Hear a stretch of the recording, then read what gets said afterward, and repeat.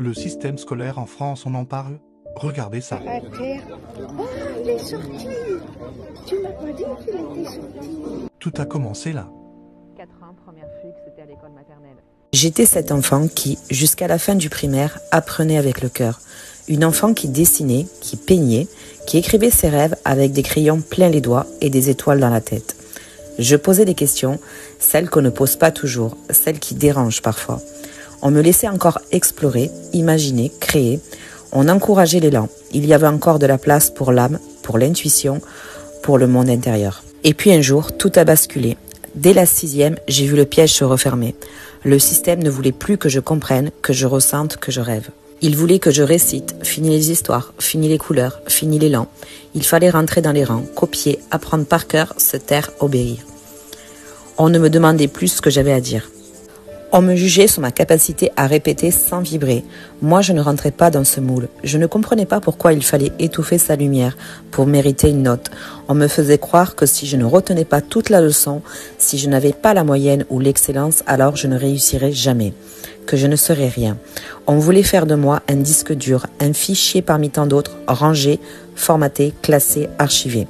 Ma seule arme à ce moment-là, c'était de montrer mon incompatibilité, de dire non, de refuser en silence, de rester debout à ma manière. Alors, on m'a traité de rebelle, d'insolente, de paresseuse, de bête même.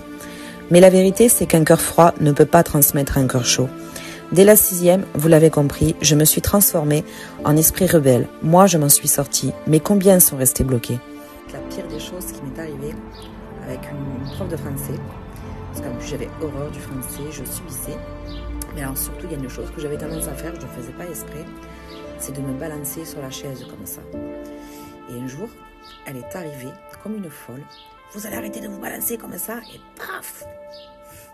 Et ouais, elle m'a mis une putain de tarte, à un point où elle m'a ouvert la joue parce qu'elle avait une méga grosse bague.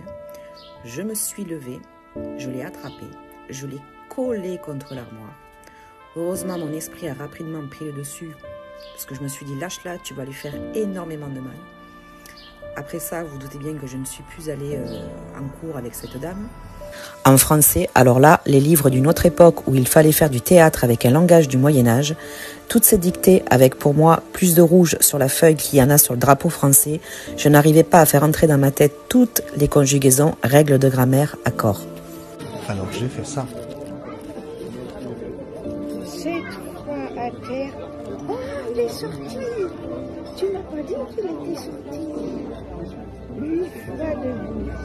7 fois à terre et 8 fois debout. C'est un drôle de titre, hein? C'est incroyable. 7 fois à terre et 8 fois debout. C'est toi qui es là. Oh oui, il était 8 fois sur terre. Ah oui, je l'avais dit. Ah mais moi j'aimerais que je le lise comme il faut.